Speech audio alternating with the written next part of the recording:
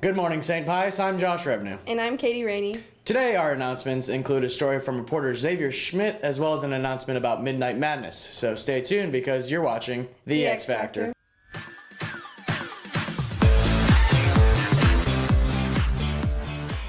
Today's saint of the day is Saint John Joseph of the Cross. St. John Joseph of the Cross entered the Franciscan community at the age of 16. A humble man, he was asked to serve his community in a number of leadership roles, including provincial minister. Yet he retained his simplicity throughout and retired to the quiet service of confessor. Midnight Madness will be on March 16th at 10:30 p.m. Teams of 3 will be for the tournament with an option for a fourth as a substitute. To get in, it will be either $5 or a gently used pair of shoes. Talk to either myself, Elena Malott, or Erica Hayes about signing up. This Thursday at 10 a.m. there will be athletic signing, so please attend. And a reminder that we will not have school on Friday, so we can enjoy the day off. Yeah. Now let's head over to Xavier to talk about St. Joseph's Table. With it being the middle of Lent and everything, it might not be such a bad idea to take advantage of the upcoming novena to St. Joseph, husband of Mary. We spoke with the teacher in charge, Mrs. Hess, to tell us more about this event. So you say a novena for 9 days. You state your intentions. As a school, we'll pray for the pious community, the Sisters of St. Francis and their mission work, and then you can state your own intentions. This 15-year-old pious tradition will begin tomorrow, and will simply ask you to faithfully and devoutly pray the prayer read over the intercom each morning. It will end on his feast day, and will consist of a blessing of the St. Joseph table and a free will donation lunch.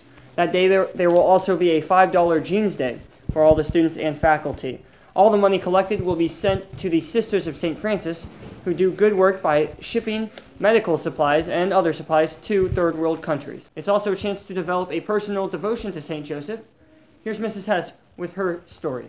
Well, actually, it's my mom's story. She started it 15 years ago, doing it the St. Pius style, St. Joseph's table. He's just amazing. He answers your prayers. He listens, and he comes through. This has been your boy Xavier Schmidt reporting for the X Factor. My wish with the St. Joseph table is that everybody could stand behind it and just give it a chance and just open their hearts to the whole concept and the whole idea of the novena and then the table of thanks. Because it is pretty amazing.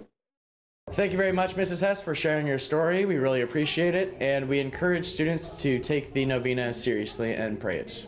Lunch for today is Papa John's. And once again, I want to apologize for missing your birthday if it was either today or over the weekend. I misplaced the birthday list again. But we're only human, Katie. It's okay, Josh. Yeah, it's okay. We all make mistakes. Okay. So I will get you tomorrow, though. I promise. I'm sure Mrs. Vandergrift can help out with that. That's all the news we have for today. And we will see you tomorrow. Stay classy, St. Pius. Pius.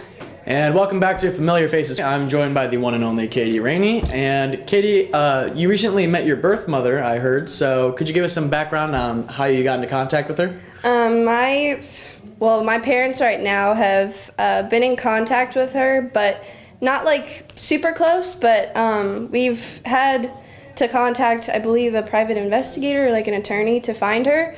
But we actually had some friends that knew where she was. Apparently my birth uncle always kept track of me, so it was pretty easy to get a hold of her. But I found out last November what her email was, so we kind of just exchanged emails for a little while until I met her a couple weekends ago. So. Oh, that's awesome to hear. Yeah.